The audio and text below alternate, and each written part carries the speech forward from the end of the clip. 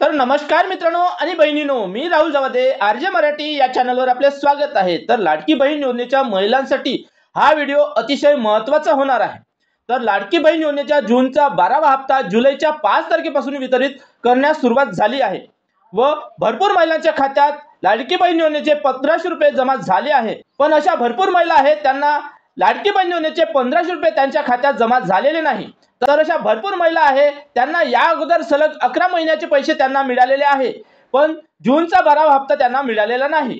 तर ज्या महिलांना हा जूनचा 12वा हप्ता मिळालेला नाही त्यांना हा हप्ता मिळणार आहे काय व अशा कोणत्या महिला आहे त्यांना आता यानंतर हे हप्ते मिळणार नाही व लाडकी बहीण योजनेचा जूनचा 12वा हप्ता न मिळण्याचे काय काय कारण असू शकते, तर हेच आपण या व्हिडिओमध्ये समोर पाहणार आहोत। तर त्यासाठी हा व्हिडिओ तुम्ही शेवटपर्यंत पूर्ण पहा व व्हिडिओला लाईक करायला विसरू नका व अशीच माहितीची व्हिडिओ पाहण्यासाठी आमच्या चॅनलला सबस्क्राइब करून घ्या व तुमच्या काही समस्या असेल, तुमचे काही प्रश्न असेल तर कमेंट बॉक्समध्ये जरूर कळवा व ही माहिती तुम्ही इतर महिलांनाही शेअर करा।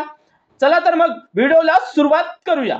तर बघा, जून महिन्याचा 12वा हप्ता जुलैच्या 5 तारखेपासून वितरित व्हायला सुरुवात झाली आहे आणि ज्या महिलांना हा जूनचा 12वा हप्ता मिळालेला नाही अशा महिलांनाही हा हप्ता मिळणार आहे। तर तुम्हाला काहीच काळजी करायची गरज नाही, तुम्हालाही हे पैसे मिळणार आहे। तर बघा, लाडकी बहीण योजनेच्या निधी वितरणाची प्रक्रिया टप्प्याटप्प्याने सुरू आहे। काही तांत्रिक कारणाने हे पैसे तुम्हाला आले नसतील, पण 1-2 दिवसात तुम्हालाही हे पैसे येणार आहे। पण तुम्ही जर या लाडकी बहीण योजनेच्या निकषात बसत असाल तर ते कोणते निकष आहे ते आपण बघूया। तर बघा, तुम्ही महाराष्ट्र राज्याचे रहिवासी असणे आवश्यक आहे। त्यानंतर राज्यातील विवाहित, विधवा, घटस्फोटित, परित्यक्ता आणि निराधार महिला तसेच कुटुंबातील केवळ एकच अविवाहित महिला असायला पाहिजे। त्यानंतर किमान वयाची 21 वर्ष पूर्ण व कमाल वयाची 65 वर्ष पूर्ण होईपर्यंतच तुम्हाला हे पैसे मिळणार आहे। आणि त्यानंतर लाभार्थ्याचे स्वतःचे आधार लिंक असलेले बँक खाते असायला पाहिजे आहे। आणि त्यानंतर लाभार्थी कुटुंबाचे वार्षिक उत्पन्न 2.5 लाख रुपयापेक्षा जास्त नसायला पाहिजे आहे। तर आता लाडकी बहीण योजनेच्या जूनचा 12वा हप्ता न मिळण्याचे काय कारण असू शकते ते बघूया।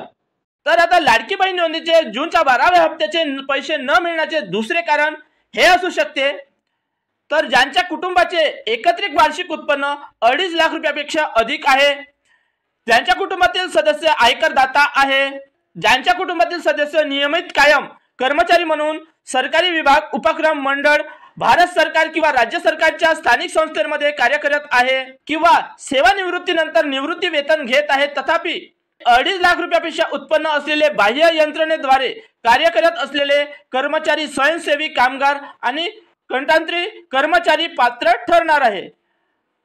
म्हणजे जे बाह्य यंत्रणेद्वारे कंत्राटी कामगार आहे ते या योजनेत पात्र ठरणार आहे। तर सदर लाभार्थी महिला शासनाच्या इतर विभागामार्फत राबविण्यात येणाऱ्या आर्थिक योजनेद्वारे दरमहा 1500 रुपये किंवा त्यापेक्षा जास्त रकमेचा लाभ घेत आहे। त्यांच्या कुटुंबातील सदस्य विद्यमान किंवा माजी खासदार किंवा माजी आमदार आहे।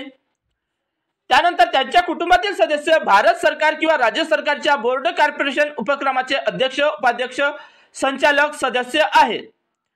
आणि त्यानंतर त्यांच्याकडे 4 चाकी वाहन, ट्रॅक्टर वगळून त्यांच्या कुटुंबातील सदस्याच्या नावावर नोंदणीकृत आहे। तुम्ही जर या लाडकी बहीण योजनेच्या निकषात बसत असाल तर लाडकी बहीण योजनेचे जूनच्या 12व्या हप्त्याचे पैसे तुम्हाला न मिळण्याचे हे कारण असू शकते। तर आशा करतो ही माहिती तुम्हाला आवडली असेल। माहिती आवडली असेल तर एक लाईक जरूर करा व अशीच माहितीची व्हिडिओ पाहण्यासाठी आमच्या चॅनलला सबस्क्राइब करून घ्या व तुमच्या काही समस्या असेल, तुमचे काही प्रश्न असेल तर कमेंट बॉक्समध्ये जरूर कळवा व ही माहिती तुम्ही इतर महिलांनाही शेअर करा।